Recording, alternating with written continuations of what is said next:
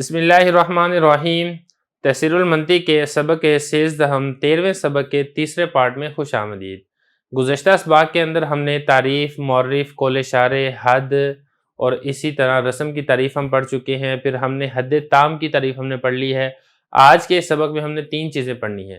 ایک ہم نے پڑھنا ہے حد ناقص کس کو کہتے ہیں، اس کی کیا تعریف ہے، اور دوسرا ہم نے پڑھنا ہے رسم تام اور رسم ناقص کس کو کہتے ہیں۔ تو دیکھیں، حد تام میں ہم نے یہ پڑھا تھا کہ اس کی 2 ذاتیات بیان کی جائیں، کیونکہ جب آپ نے 2 ذاتیات بیان کر دینی ہے کسی چیز کی تو وہ چیز مکمل طور پر واضح ہو جانی ہے اور اس کی آپ مکمل تعریف آپ کر چکے ہوں گے۔ لیکن اگر ایسے ہے کہ آپ ایک ذاتی بیان کریں دوسری نہ کریں تو پھر اس صورت میں حد ناقص ہے، اور یہ اس وقت ہوگا جب آپ کسی چیز کی تعریف کرتے ہیں جن سے بعید اور فصل قریب کے ساتھ۔ تو گویا کہ حد ناقص میں ایک ہوگا جن سے بعید اور دوسری ہوگا فصل قریب۔ کیسے؟ مثال کے طور پہ انسان کی تعریف اگر آپ کرتے ہیں جس میں نامی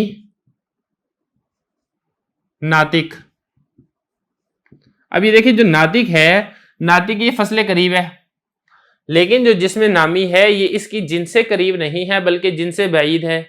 جن سے بعید اس طرح ہے کہ کیونکہ جسم نامی کی 2 قسمیں ہیں، ایک ہے حساس اور دوسری ہے غیر حساس۔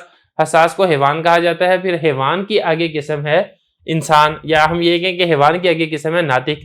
تو گویا کہ یہ اس کی جنس تو ہے لیکن دور والی جنس ہے، اور اس کو ناقص اس لیے کہا جاتا ہے کیونکہ حد میں یہ ہوتا ہے کہ اس کی ذاتیات کے ذریعے سے پہچان کروائی جاتی ہے۔ یہاں پر پہچان تو ہو رہی ہے ناطق کی وجہ سے، لیکن جو آپ نے جس میں نامی کہا ہے کچھ نہ کچھ پہچان ہو رہی ہے، مکمل پہچان اس سے اس لیے نہیں ہو رہی ہے کیونکہ جس میں نامی میں تو وہ دیگر چیزیں بھی آ جائیں گی جو کہ انسان نہیں ہے یا جو کہ حیوان نہیں ہے، جیسے اس کے اندر درخت بھی آ جائیں گے، تو اس لیے اس کو حد ناقص کہا جاتا ہے۔ دیکھیں، حد تام کی تعریف ہو چکی ہے، حد ناقص کی تعریف ہو چکی ہے۔ 2 چیزیں ہیں، ایک ہے رسم تام اور دوسری ہے رسم ناقص۔ رسم میں نے جیسے کہ پہلے بتایا تھا کہ اس میں عوارضات بیان کیے جاتے ہیں، لیکن ایک چیز میں یہاں پہ واضح کرنا ضروری سمجھتا ہوں، جیسے کہ آپ نے پہلے پڑھا تھا کہ عوارضات کی 2 قسمیں ہوتی ہیں، ایک ہوتا ہے خاصہ اور دوسرا ہوتا ہے عرض عام۔ خاصہ وہ خاص وصف ہوتا ہے اور عرض عام جو کہ ایک مطلق وصف ہوتا ہے، باقی دیگر چیزوں کے اندر بھی پایا جاتا ہے۔ ایک بات آپ ذہن نشین کر لیں، جب بھی آپ رسم کی تعریف کریں گے تو آپ اس میں خاصہ کے ذریعے سے تعریف کریں گے، آپ اس میں عرض عام کے ذریعے سے تعریف نہیں کریں گے، کیونکہ عرض عام ایک عمومی صفت ہوتی ہے، اس کے ذریعے سے کسی چیز کی وضاحت نہیں ہو سکتی۔ تو پہلی بات تو یہ ہے کہ اس میں ہم نے جو تعریف کرنی ہے وہ ہم نے کرنی ہے خاصے کے ذریعے سے۔ پھر خاصے میں آپ یہ دیکھیں، اگر تو تمام خاصیات ہیں تو پھر یہ رسم تام ہے، اور اگر بعض خاصیات ہیں تو پھر یہ رسم ناقص ہے۔ اب اگلی بات آپ نے یہاں پر یہ سمجھنی ہے، جو اس کی اصطلاحی تعریف ہے وہ آپ نے یہاں پر سمجھنی ہے۔ اب دیکھیں، ایک چیز رہ گئی ہے، وہ ہے تام اور دوسری ہے ناقص۔ دیکھیں، تام میں یہ ہوگا جن سے قریب پلس خاصہ، اور ناقص میں یہ ہوگا جن سے بعید پلس خاصہ۔ اس طریقے سے تعریف ہوگی۔ تو فرق ہوگا نا جو حد میں اور رسم میں، وہ فرق یہاں پر ایک تو ہوگا خاصے میں کہ حد کے اندر خاصہ نہیں ہوگا، حد کے اندر فصل ہوگی، اور جو رسم ہے رسم کے اندر خاصہ ہوگا، رسم کے اندر فصل نہیں ہوگی۔ ایک اس اعتبار سے فرق ہوگا۔